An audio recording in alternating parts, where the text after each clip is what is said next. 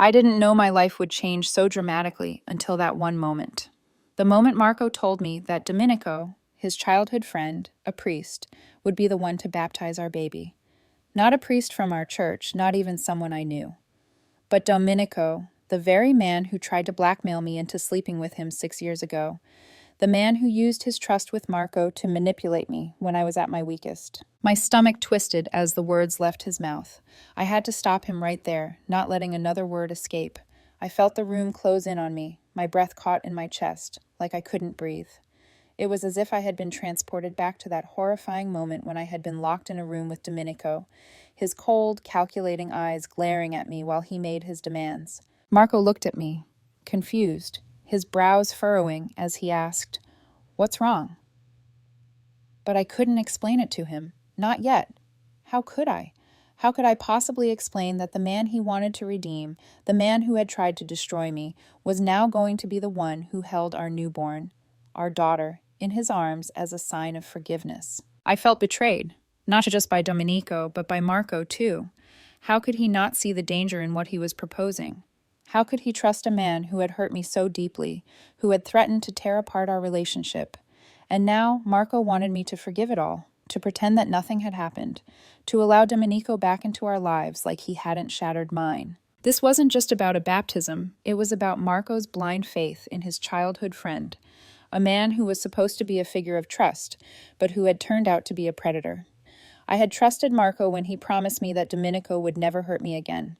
But now, here we were, and Marco was asking me to trust him again, to trust that everything had changed, that Domenico had changed. I couldn't do it, and in that moment, I knew something had to change. I had to decide, do I keep fighting for my own peace, my own boundaries, or do I let Marco's family dictate the terms of my life and my child's future? But I couldn't stay silent anymore. I couldn't let Marco sweep this under the rug for the sake of his family's image. I had to speak up. For myself, for our daughter, for the life I wanted to build without the shadow of betrayal looming over me. I'm 28, and for the most part, I've always been a calm, collected person. I had my struggles, sure, who doesn't?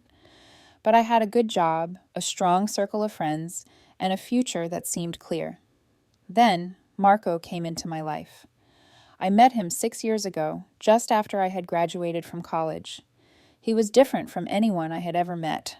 So steady, so grounded, everything I had ever hoped for in a partner. He had a quiet strength about him, the kind of person who took things slow and steady, someone who made you feel like you could trust him with everything. We met at a mutual friends party, and I'll admit I was a little taken aback by how quickly I felt drawn to him. Marco was a researcher, originally from southern Italy, who had recently moved to the city for a university position. We hit it off right away, exchanging jokes and talking about books and life. I couldn't help but smile at how easy it was to talk to him. For once, I felt like I was with someone who didn't need to know everything about my past to appreciate who I was in the present. But there was something I kept hidden, something that I thought was too embarrassing to share. I had been struggling with pain medication addiction since my car accident during my last year of college. The doctors had prescribed refills to manage the pain, and before I knew it, I was taking more than I should have. I knew it was a problem, but I didn't want Marco to know. I didn't want him to see me as weak or as someone who couldn't handle her own life. So, I lied. I told Marco I was seeing a counselor to work through some old emotional issues, but the truth was, I wasn't seeing anyone. I convinced myself that I could fix it on my own, cutting down the pills little by little. Marco never questioned me, believing in my words as though they were gospel. I didn't want him to think less of me, and I didn't want him to think that I was someone who couldn't be trusted. A few months into our relationship, Marco's childhood friend, Domenico, came to visit us. Marco always spoke about him with admiration, like Domenico was some kind of hero. He'd tell me stories about how Domenico had been there for him growing up, standing up to the bullies in their small town in southern Italy, being the confident, natural leader of their group. To Marco, Domenico was more than just a friend. He was family. At first, I didn't think much of it. I was happy to meet someone who meant so much to Marco. Domenico was a Catholic priest, and while I wasn't religious, I respected his commitment to his faith. He was staying in Marco's apartment for 3 weeks while he attended a church conference. Marco kept pushing me to meet with Domenico, thinking that he might help me with the issues I'd told him about, my counseling, my struggles with medication. He said Domenico had helped so many people, and maybe he could help me too. I didn't want to, but I couldn't refuse. I agreed to meet with him just to make Marco happy, thinking it would be a one-time thing. We started meeting once a week at Marco's apartment when Marco was at work. At first, the conversations were normal. Domenico would ask questions about my past, my family, my struggles. He seemed genuinely interested, and I found myself opening up in ways I hadn't before. I thought maybe this would help me move forward. But there was something unsettling about the way Domenico looked at me. He would lean in too close when he spoke, his eyes drifting over my body when I was speaking. There were moments when he touched me, his hand lingering a little too long on my knee when I was upset. I told myself it was nothing. After all, he was Marco's best friend, a man of God. But my skin would crawl every time he got too close. It wasn't until our fourth meeting that everything changed. Marco had gone away for the weekend to visit his brother, so it was just Domenico and me in the apartment. We'd been talking for about 30 minutes when Domenico suddenly shifted the conversation. He started asking about my relationship with Marco. Specifically, he asked about our sex life. I was taken aback and immediately said that was private, but Domenico didn't let it go. He pushed and pushed until I admitted that Marco and I hadn't slept together yet. We'd been dating for only a few months, and I wanted to wait until I had my life more sorted out. Domenico laughed. It wasn't a kind, understanding laugh. It was mocking. He said that Marco had always been bad with women, that it didn't surprise him at all that Marco hadn't closed the deal yet. Then the conversation turned darker. He told me I was wasting my looks on someone who didn't know how to appreciate them. He said that God had created certain women to be with real men, and I was fighting against that purpose by not fulfilling it. That's when the red flags turned into an outright warning. He told me that if I didn't sleep with him, he would tell Marco everything. All of it. The lies about the pills, my struggles with addiction, everything. I could feel my heart race. My whole body was shaking as I stood up, trying to make my way to the door. Domenico stood up too, blocking my way. He wasn't physically threatening, but his presence was enough to make me feel trapped. His words echoed in my head as I pushed past him and ran out of the apartment. I called Marco immediately. My voice was broken as I told him everything, about the lies, about the pills, and what Domenico had just tried to do. I expected him to be angry with me for lying, for keeping things from him, but he wasn't. He believed me. Marco came home early from his trip that night, and he made Domenico leave the apartment. That was the moment when everything changed. Marco filed a formal complaint against Domenico with the DASIS, and Domenico was placed on indefinite leave while they investigated. But the damage had already been done. Marco's family, especially his mother, kept pushing him to let go of the past, to forgive Domenico for the sake of their family reputation. It didn't matter that I had been hurt. It didn't matter that I was the one who had been wronged. All that mattered was that Domenico's career as a priest was at risk, and Marco's family wanted him back in the fold. And that's where we are now. After everything, Marco still wants to allow Domenico back into our lives, and his family insists that we should forgive and forget. But I can't. Not after what happened. Not when Marco promised me he'd never let Domenico hurt me again. In the months that followed, I tried to put Domenico out of my mind. Marco and I were building our life together, navigating the ups and downs of a new marriage.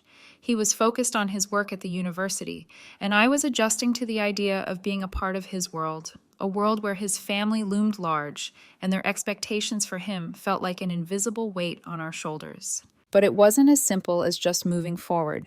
Despite the tension caused by Domenico's betrayal, Marco's family continued to press for reconciliation. Marco's mother, in particular, began to make more frequent calls to him, encouraging him to mend his relationship with Domenico. She insisted it was the only way to restore peace in their family and regain the community's respect. At first, Marco reassured me. He promised that nothing was going to change, that Domenico had hurt me, and that he wouldn't let that happen again. I tried to believe him, I really did, but the subtle shifts in Marco's behavior were hard to ignore. Marco started to mention Domenico more frequently, casually, in passing, like it was nothing. At first, it seemed innocent, even trivial. He would talk about how Domenico had reached out to him with a simple, "Hey, how have you been?" or how he was thinking about visiting him on the weekends. But with every mention, I felt the discomfort rising in my chest, and I couldn't shake the nagging feeling that something wasn't right. One evening, as Marco and I were cooking dinner together, he brought it up again. Domenico texted me today, he said, his voice light. He's really trying to make amends, you know? I froze, the knife in my hand shaking slightly. What do you mean, make amends? I asked, trying to keep my voice steady, though it was hard to mask the tremor in it. Marco turned to me, frowning. You know, apologizing for what happened. He said he was sorry for the way things went down. He's not the same guy anymore. I couldn't believe what I was hearing. Marco, we've talked about this, I said, my voice barely above a whisper. You can't just forget what he did. You can't erase that. He tried to blackmail me, Marco. He threatened to destroy everything we had. Marco's expression faltered for a second. He opened his mouth to respond, but seemed to lose his words. Instead, he just let out a heavy sigh. I know. I've just been thinking about it a lot. Maybe it's time to forgive him. Time heals, right? The words hung in the air, thick with unspoken meaning. I wanted to scream at him, to shake him, to make him see the gravity of what he was saying. Forgiveness, yes, but not like this. Not when it meant letting the man who had nearly destroyed me back into our lives, into our future. But I didn't scream. I couldn't. What good would it do? Instead, I pulled myself together, keeping the anger and hurt simmering beneath the surface. I don't think you should forgive him. Not like this. He never apologized to me, Marco. I'm the one he tried to hurt. I know, Marco said, his tone softening, but I think he genuinely regrets what happened. I think we should move forward, for the sake of the family. His words felt like a slap in the face. For the sake of the family? I repeated, incredulous. What about us, Marco? What about our family? But Marco was already turning back to the stove as though this conversation was already over. We'll figure it out, okay? I just want things to go back to normal. Normal. I felt the weight of the word in my chest. Things could never go back to normal. Not when the very foundation of our marriage was built on a lie. Not when my trust had been shattered by someone Marco considered a brother. And yet Marco wasn't seeing it. He wasn't hearing me. That night I couldn't sleep. I lay in bed staring at the ceiling, my mind racing, turning over every word Marco had said. I kept telling myself that maybe I was overreacting. Maybe I was being too sensitive, too protective. But every time I thought of Domenico, every time I remembered the way he'd stood in that apartment, blocking the door, demanding that I comply with his sick proposition, I felt the old terror rush back. And it wasn't just Domenico, it was Marco too. The more I thought about it, the more I realized how silent Marco had been in the face of his mother's relentless pressure, how quietly he had acquiesced to the idea of forgiving Domenico as though it were something inevitable. But I couldn't just sit by and let it happen. I had to do something. I had to remind Marco what was at stake, not just our past, but our future. If I didn't stand up now, I feared I'd lose him to the same forces that had torn apart his relationship with his own mother. And once that happened, what would I be left with? The following day, as Marco came home from work, I knew I had to speak up. We had to talk about this, really talk, not just gloss over the situation or pretend that everything was fine. Marco, I said, my voice steady, though I could feel the emotion rising in my chest. We need to talk about Domenico. I can't just ignore what happened between us. I can't let you sweep it under the rug. He hurt me, Marco, and I need you to understand that. This isn't something we can just forgive and forget. Marco looked at me for a long time, his face unreadable. For a moment, I thought he might push back, but then his expression softened and he nodded. I know, he said quietly. I know you're still hurt, and I understand why. But I just want us to be happy, to move forward.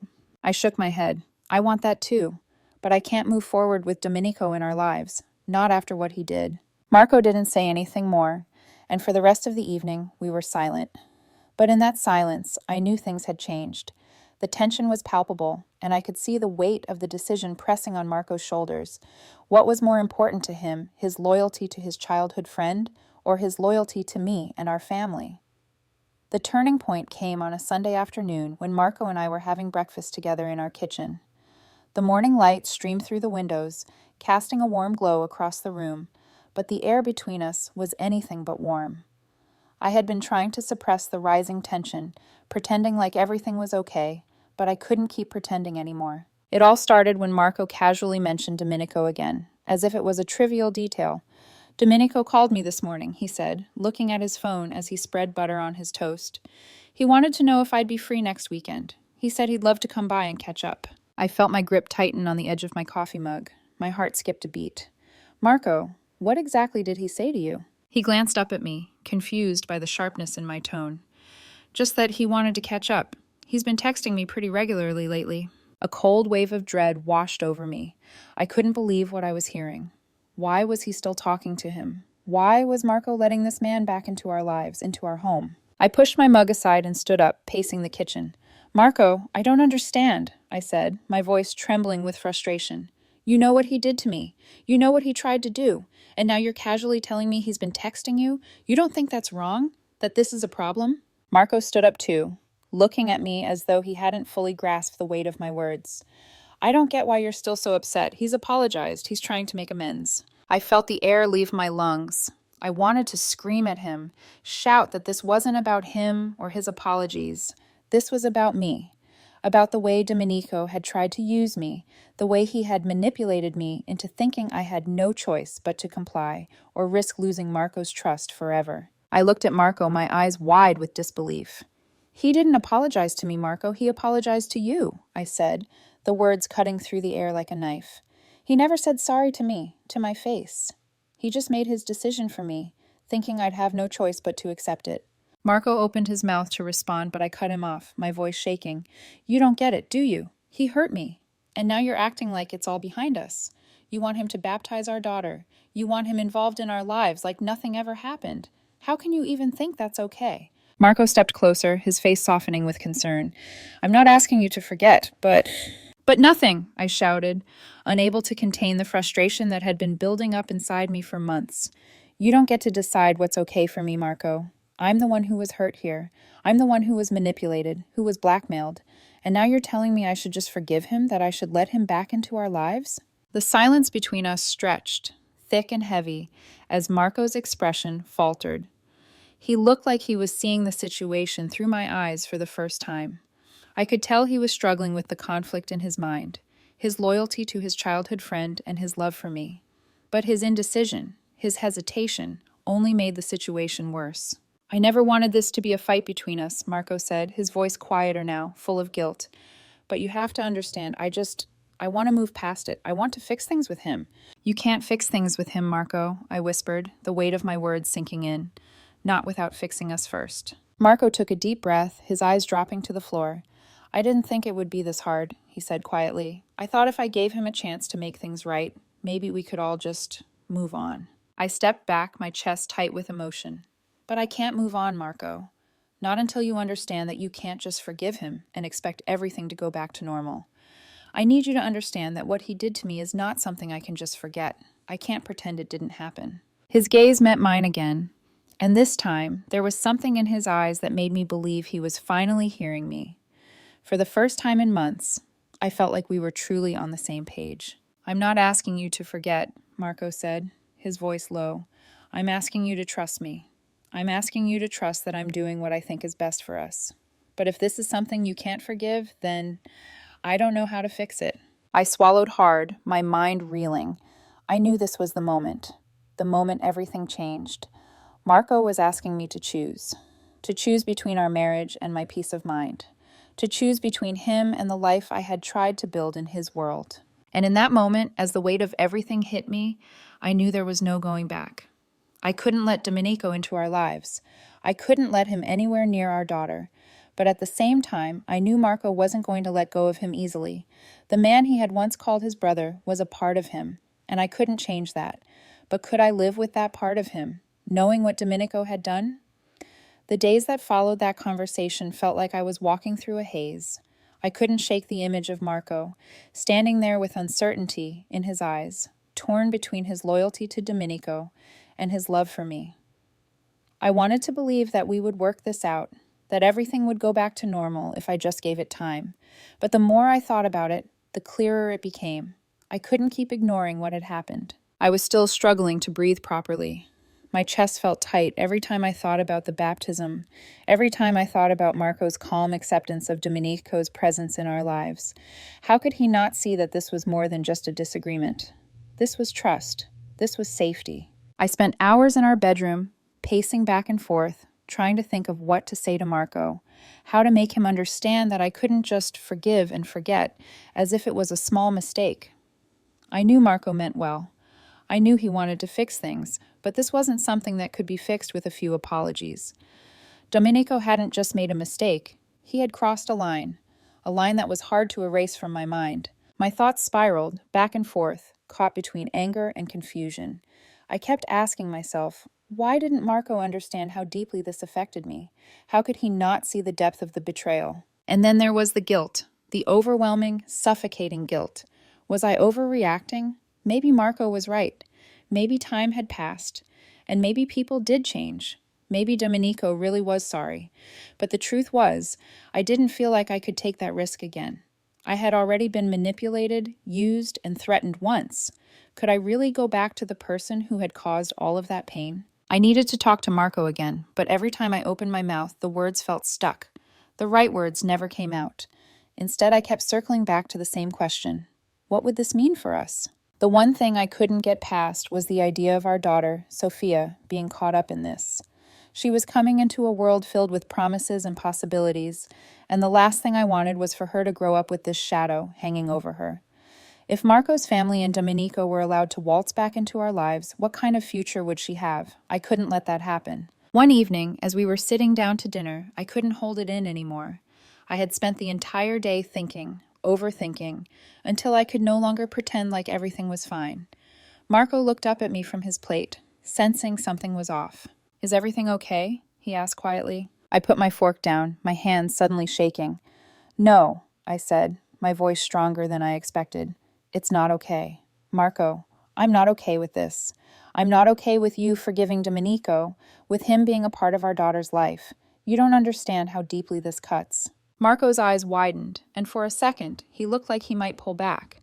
But instead, he set down his fork and leaned forward, his expression serious. I don't want to hurt you, he said, his voice tinged with frustration. But you have to see where I'm coming from. Domenico was my best friend, and he's apologized. He's trying to make amends, and I think we should give him the opportunity to do that. But you're not seeing it, Marco, I said, my throat tight. This isn't just about forgiveness. This isn't about him trying to make amends. This is about me. This is about us. You've said it yourself. You don't want Domenico to be a part of our lives anymore. So why is this happening? Why are you letting your mother push you into this? He looked at me, his face softening, but there was something guarded in his eyes. I'm not letting her push me. I'm doing what I think is right. What's right? I asked, my voice trembling now. How is it right to put your mother's wants above your wife's needs? How is it right to ignore everything I've been through, everything I've felt, just because your family wants it to be fixed? You're asking me to just let go of what happened. But I can't, Marco. I can't just forget. The silence between us was thick with unspoken words. Marco sat back, running a hand through his hair. I didn't mean to hurt you. I thought you'd come around. I thought once we moved here, things would be different. I thought we'd have a fresh start. I stood up, my chair scraping against the floor. I felt like I was suffocating. A fresh start? By bringing Domenico into our lives? How is that a fresh start? How is that fair to me? Marco remained silent, looking at me with a mix of guilt and frustration. He opened his mouth to speak, but I couldn't let him. I couldn't keep letting him tell me what was best for us when it was clear he wasn't hearing me. I'm not asking for your forgiveness, Marco, I said, my voice sharp. I'm not asking you to choose between me and your family. But you can't keep pretending that everything is okay when it's not. You can't keep pushing me aside because your mother wants things to go back to normal. I need you to understand how serious this is. For a moment, there was nothing but silence. Then Marco looked at me, his face softening. I'm sorry. I didn't mean for it to be like this. But I don't know what to do. I want to make things right with you. I want to fix this. I shook my head, tears welling in my eyes. I don't know if it's fixable anymore, Marco. After that conversation, things didn't get any better. If anything, they got worse. The weight of everything we had said, everything we were facing, hung over us like a storm cloud that just wouldn't go away. I tried to keep my emotions in check, but they were always just beneath the surface, threatening to spill over at the slightest provocation. Marco seemed different. He wasn't the man I had fallen in love with, steady, sure, and resolute. He was torn, lost in the battle between me and his family, and every time we spoke about Domenico, it felt like we were drifting further apart. I tried to stay calm, to make him see that this wasn't just about me being stubborn. This was about my mental health, my trust. It was about feeling safe in my own home again. But Marco wasn't fully hearing me. I could see it in the way his eyes would glaze over when I tried to explain. He wanted to fix things, but he didn't understand what needed fixing. He wanted to heal the rift between himself and his childhood friend, and he was doing everything he could to make that happen, even if it meant disregarding my feelings in the process. And then there was Marco's mother. She started calling more frequently, each conversation more insistent than the last. She would leave messages asking when we were going to move past this and make things right.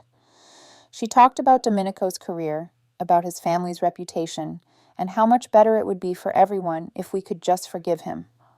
Every time I heard her voice on the phone, my heart would sink. I knew Marco's mother had always been controlling, but this was something else entirely.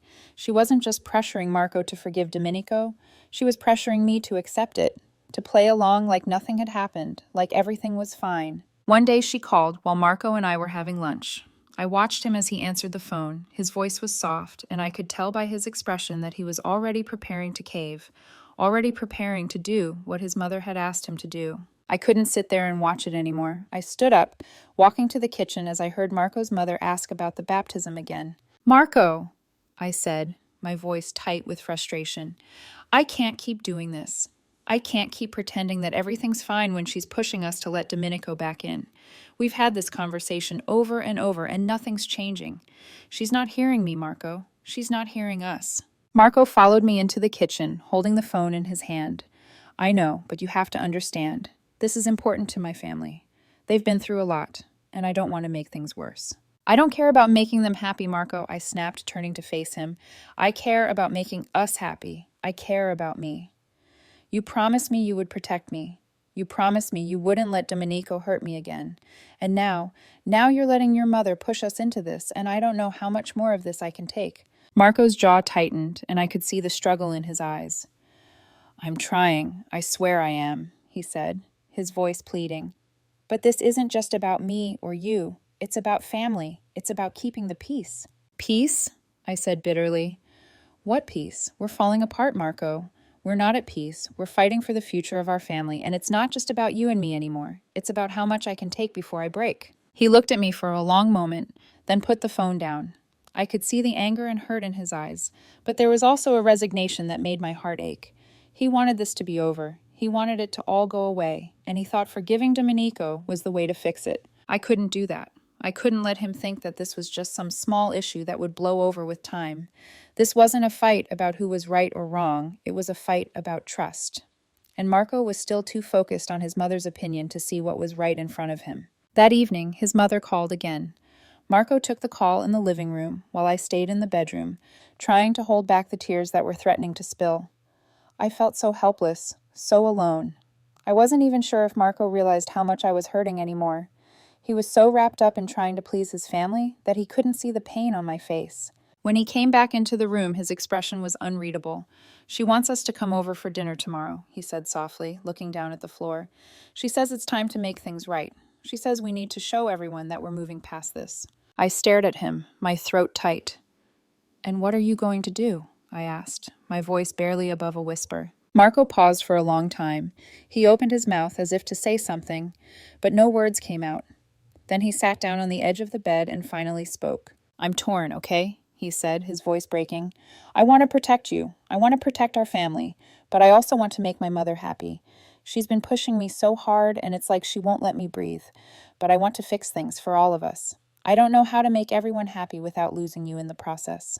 I felt my chest tighten as I listened to him, and for a moment, I saw the man I had fallen in love with.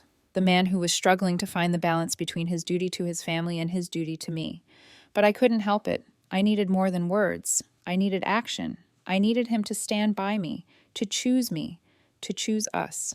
"I can't keep doing this, Marco," I said softly, my voice filled with sadness. "I need you to choose. I can't be stuck in the middle of this family drama anymore. I can't keep fighting for something you're not fully committed to." It wasn't just the arguments anymore. It wasn't even the constant calls from Marco's mother or the growing pressure to forgive Domenico. It was the crushing feeling of being invisible. It was the feeling that no matter how much I screamed inside, no one could hear me. No one understood what I was going through. Not Marco, not his family, not even me. I had spent days in this house trying to pull myself together, trying to find a way to navigate the storm we were caught in. But the more I tried, the harder it became to breathe. The weight of the situation felt like it was suffocating me. The thought of Domenico holding our baby, baptizing her, just the idea of it made my stomach turn. And all the while, Marco was looking at me like he was helpless, like he was caught in the middle of a battle he didn't know how to fight. I woke up one morning and realized that the anger, the hurt, the fear, it wasn't going away. It was just piling on, layer by layer, until I felt like I couldn't carry it anymore. I wasn't angry at Marco anymore. I was angry at myself. Angry that I had let things get this far. Angry that I had let someone, anyone, push me to this point where I no longer recognized the woman I used to be. The woman who believed in love, in trust, in partnership. I couldn't talk to Marco about it anymore. Every time I opened my mouth, the words felt hollow, and the look in his eyes told me he didn't get it. He was still torn between what his family wanted and what I needed. He wasn't even looking at me the same way. The man who had promised me his loyalty, who had sworn to protect me from harm, was now listening to his mother's voice more than he was listening to mine. One night, I couldn't take it anymore. Marco had been gone for hours, and I was sitting on the couch, the TV playing in the background, but I wasn't watching it. I was just staring at the wall, numb, completely disconnected from everything around me. My mind was spinning, but I couldn't focus on a single thought. I had been here for months trying to convince myself that everything was going to be okay. But it wasn't. It wasn't okay, and I knew it. I could feel it in my bones. When Marco came home, I didn't even look up. I heard him drop his keys on the table, heard him shuffle into the kitchen, but I stayed still. I wasn't sure if I was waiting for him to say something or if I just couldn't bring myself to speak to him. The silence between us was suffocating. "I've been thinking," he said, his voice distant. "Maybe we need to have a real conversation about this, about everything. I know it's been hard, but I think we can figure this out." I didn't turn to look at him. My eyes stayed fixed on the empty space ahead of me, a dull ache building in my chest. "What is there to figure out, Marco?" I asked quietly, my voice hollow. "What's left to fix?" Marco walked over and sat beside me, his hand hovering near mine, but not touching me. His presence felt so distant, like we were strangers sharing a house, not a couple sharing a life. "We're going to figure this out," he said again, this time more forcefully. "I know we can." I wanted to believe him. I desperately wanted to believe him, but I couldn't. Not when the one thing I needed, his complete support, was the very thing he couldn't give me. Not when he was still holding on to his family's approval, still thinking that forgiving Domenico could somehow fix the unfixable. I turned to him then, my eyes filled with a pain I could no longer hide. "I don't think you understand, Marco," I said, my voice cracking. "I don't think you understand what you're asking of me. I can't just let this go. I can't just pretend that everything's fine when it's not. I can't pretend that what happened didn't hurt me." His eyes softened, but the look in them wasn't enough. "I know, but you have to trust me. I'm doing what I think is best, for us, for our family." I stood up, pacing the room, the frustration boiling over. "It's not just about what's best for you, Marco. It's about what's best for me. I've been trying to make this work, trying to understand where you're coming from. But every time I do, you're still asking me to forgive the one person who tried to ruin us." Marco stood up too, his voice rising. "That's not what I'm asking. I'm not asking you to forgive him. I'm asking you to move forward, to give it a chance. You can't live in the past forever." I froze, his words hitting me like a slap. Move forward? I can't move forward when you're still living in the past. When you're still holding on to a friendship that almost cost us everything.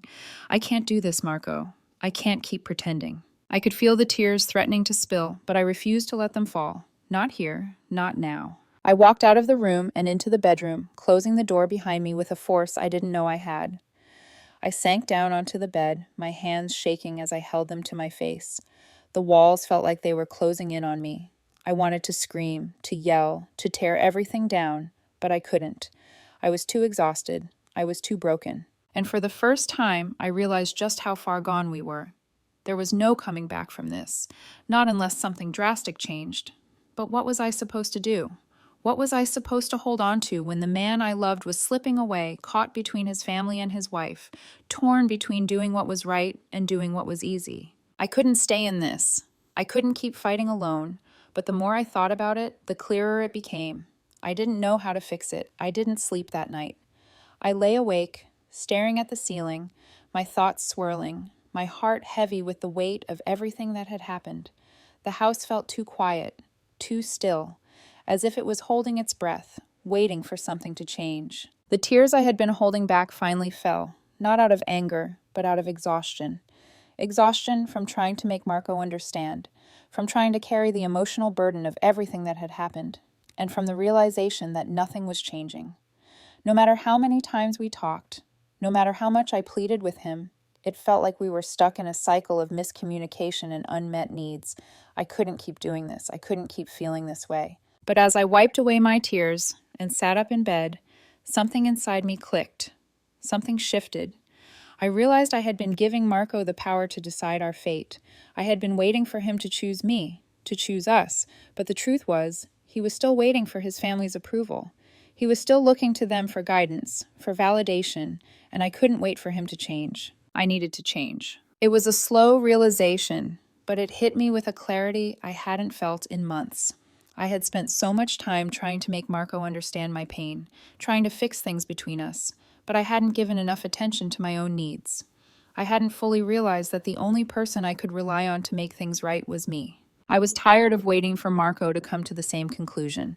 I was tired of being stuck in this limbo of indecision and unspoken words. I needed to make a decision for myself, for my own well-being, for the sake of our daughter. If Marco wasn't going to see that, then I would have to be the one to draw the line. I walked into the living room that morning, Marco already sitting at the kitchen table, his eyes tired, his face full of the same uncertainty that had been there for weeks. He looked up at me as I stood in the doorway, my heart pounding in my chest. "Are you okay?" he asked quietly. I nodded, though I knew my face betrayed the storm of emotions inside me.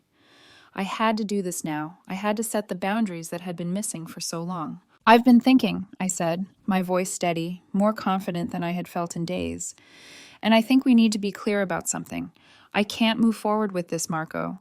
I can't allow Domenico anywhere near our daughter, and I can't keep pretending like everything is okay with your family pushing us into this." Marco's eyes widened, his mouth opening like he was about to say something, but I raised my hand to stop him. "No," I said, taking a deep breath.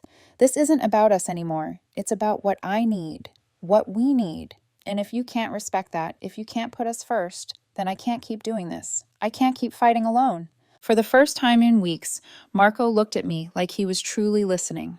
There was no confusion in his eyes, no hesitation, just a deep understanding. "I'm sorry," he said softly, his voice filled with regret. "I've been trying to please everyone, but I know now that I've been neglecting what's most important. You're right. I should have been there for you, not trying to fix everything with my family. I've been so focused on keeping the peace that I lost sight of what matters." I could feel the tears welling up in my eyes again, but this time they weren't tears of frustration. They were tears of relief. Relief that, for the first time in a long time, Marco was finally seeing things from my perspective. He was finally hearing me, really hearing me. "I don't know what happens next," he continued, his voice quiet but resolute. "But I know I've made mistakes. I've hurt you, and I've hurt us. I'm sorry for not being there when you needed me the most." I took a deep breath, the weight of everything lifting just slightly off my shoulders. "I need you to be here, Marco. For me, for us. No more secrets, no more hiding behind your family's expectations. I need to know that we're in this together, that you're choosing us." He nodded, his eyes filled with sincerity. "I'm choosing you. I'm choosing our family. I don't want to lose you." The moment felt like a turning point. The clouds that had been hanging over our relationship for so long felt a little lighter, the air a little clearer. It wasn't a magical fix, but it was a start. For the first time in a long time, I felt like we were on the same page, like we could move forward, together. "I'm going to make things right," Marco said, his voice firm. "I'll talk to my family, and I'll make sure they understand that we're not going to let Domenico back into our lives. I don't care what they think anymore." I walked over to him, sitting down beside him at the kitchen table. I could feel my heart begin to settle, and for the first time in weeks, I felt hopeful. This wasn't going to be easy. There were still difficult conversations ahead, but I knew that we could face them together. We were finally in a place where we could rebuild what had been broken, where we could start fresh, together. "Thank you," I whispered, my voice full of emotion. "Thank you for choosing us." He took my hand in his, squeezing it gently. "I'm sorry it took me so long to see what was right in front of me. but I'm here now, and I'm not going anywhere. The next few days felt like an emotional roller coaster. Marco and I had agreed to take action, to tell his family that Domenico would not be part of our daughter's life. But even with that decision made, the aftermath was far from simple. I had expected pushback, but nothing could have prepared me for the weight of the fallout. Marco's family didn't take the news well. His mother, as expected, was the first to react, and she didn't waste any time in making her feelings known. The phone calls started the day after our conversation. At first, I was hopeful that Marco would be able to stand firm, that he would finally put our family first. But as the calls became more frequent, I could hear the tension building between us. It wasn't just about Domenico anymore. It was about loyalty, about family, about what kind of future we were willing to create for ourselves. Marco, his mother's voice crackled through the phone one afternoon. I don't understand what you're doing.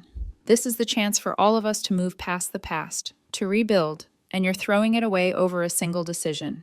Her voice was filled with disbelief, as if she couldn't comprehend that Marco was choosing to reject the very thing she had been pushing for. She had made it clear time and again that she wanted Domenico to be part of our child's life, but now Marco was saying no, and she didn't know how to react. Her words grew more insistent, more desperate. Don't you think it's time to move on? To forgive? She pleaded, her voice cracking with emotion. You know how much this means to your father, to your brothers. You can't just turn your back on him. Marco didn't respond right away, his face shadowed with guilt. I stood beside him as he listened, my heart pounding in my chest. I knew this was the moment of truth. This was where we would either draw a line in the sand, or Marco would give in to his family's pressure. He held up his hand to signal for silence and then spoke softly but firmly. Mom, I've made my decision. Domenico won't be involved in our daughter's life. You have to understand. This is what's best for our family, not what's best for his reputation. I can't ignore what he did, and neither can narrator's name. This isn't something we can just sweep under the rug. His mother's silence was deafening, and when she spoke again, there was no warmth in her voice. You'll regret this, Marco. I promise you, you'll regret turning your back on family, on your own blood. With that, she hung up, and just like that, the weight of her disappointment settled heavily on Marco's shoulders. I could see the turmoil in his eyes, but this time there was no turning back. For the first time in weeks, I felt a sense of relief. Marco had chosen us, but the road ahead was going to be difficult. Later that evening, Marco's father called. His voice was low, tense, filled with quiet anger. What's this I hear about you refusing to let Domenico baptize your daughter? He asked, as though the question was already a condemnation. Your mother is beside herself. She's been nothing but supportive of you, and this is how you repay her? Marco's father didn't wait for an answer. Instead, he continued, his words like arrows aimed straight at Marco's heart. This isn't just about what happened 6 years ago, Marco. This is about family. Your mother has spent years protecting you, standing up for you, and now you're throwing it all away for what? For a woman who won't even try to forgive? I could feel Marco's body tense beside me as his father's words hit him. This was the kind of manipulation Marco had grown up with, the kind of emotional pressure that had shaped so much of his life, and for the first time, he wasn't bending to it. I'm not throwing anything away, Dad, Marco replied, his voice steady but strained. I'm trying to do what's right for my family, for my wife and child. There was a long pause on the other end of the line.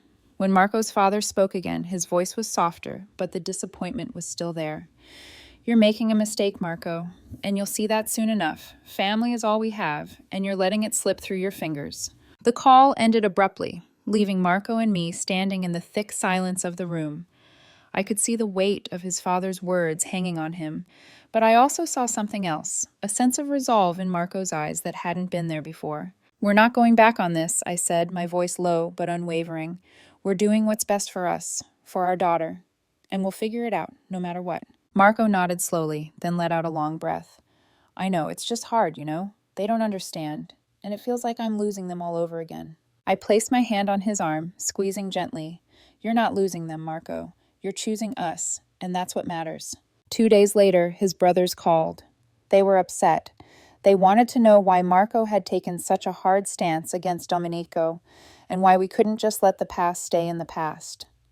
Marco explained again that his decision wasn't just about the past. It was about what was best for our family moving forward. But his brothers weren't satisfied. They told Marco that his actions were causing a rift that would be difficult to repair. "You're isolating yourself from us, Marco," one of them said. "We're family. You can't just walk away from us over one mistake." I could hear the frustration in Marco's voice as he listened to them, and for a moment I could see the same old guilt rising in him. But he didn't back down. He didn't let their words sway him. "I'm not walking away from anyone," Marco said firmly. "But I will protect my family. I have to do what's right for us. I hope you can understand that eventually." It wasn't the response they were hoping for, but it was the response they needed to hear. And once again, Marco and I were on the same side. No more hesitation, no more trying to please everyone else. As the days went on, the calls slowed, but the tension between Marco and his family was palpable. His mother refused to speak to him, and his father's disappointment was evident in every interaction. But through it all, Marco and I stood firm, and for the first time in a long time, I felt like we were in control of our own lives again. We were leaving town soon, moving to a new city far away from the suffocating pressure of his family. It wasn't a perfect solution, but it was a start, a chance for us to rebuild, to move forward without the constant weight of our past decisions looming over us. The road ahead was still uncertain, but at least we were on it together. It's been months now since Marco and I made our decision. We've moved to a new city, far away from the chaos and pressure of his family. It was a difficult decision, but in hindsight, it was the right one. We needed space to breathe, to rebuild what had been broken, and to protect the life we were trying to create for ourselves and our daughter. The adjustment wasn't easy. The first few weeks were filled with uncertainty. Marco and I had to relearn how to navigate life together without the constant interference from his family. But the silence from his mother, the distance from his brothers, and the absence of Domenico's shadow in our lives created a kind of peace I hadn't realized we were missing. It was the peace that came from knowing we were finally making decisions that were truly ours to make. Sophia, our little girl, is thriving here. She's almost 6 months old now, and every day she amazes us with her smile, her laugh, and the way she lights up our world. Moving away from the familiar wasn't easy, but it has given us a fresh start. We've made new friends, found a rhythm as a family, and most importantly, we've rediscovered the strength we had once lost. Marco and I have grown closer in ways I didn't think possible. The decision to put us first, our relationship, our family, has solidified our bond. There's no longer any question about our commitment to each other. We've been through the fire, and we've come out stronger for it. He's not the same man he was when we first met, and neither am I. We've learned to communicate better, to respect each other's boundaries, and to trust that the choices we make are for the benefit of us. And while the past still stings, it no longer defines us. We've moved forward, not by pretending the hurt never happened, but by acknowledging it, learning from it, and choosing to leave it behind. In a way, this chapter of our lives feels like a new beginning. But I've also learned something crucial along the way. It's okay to stand firm in your boundaries. It's okay to say no to things that threaten your peace, even if it means upsetting the people you love. It's okay to choose yourself when you need to, and to trust that the right people will support you through it. Marco's relationship with his family is still a work in progress. His mother still doesn't speak to him, and his father still sends those occasional disappointed messages.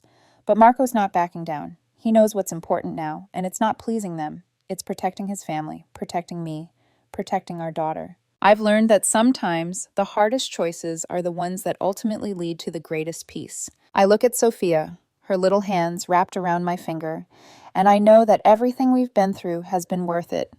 She will grow up in a home where love, trust, and respect are at the center. A home where she knows that no matter what happens, her parents will stand together, always putting her first. And as for Domenico, he's no longer a part of our lives. Marco and I agreed that he would never have a place in our family, and I'm at peace with that decision. He's part of our past, but he will not define our future. As for the future, it's ours to shape now. We're building a life that's ours, one step at a time. A life without the weight of expectations, without the burden of trying to please others at the expense of our happiness.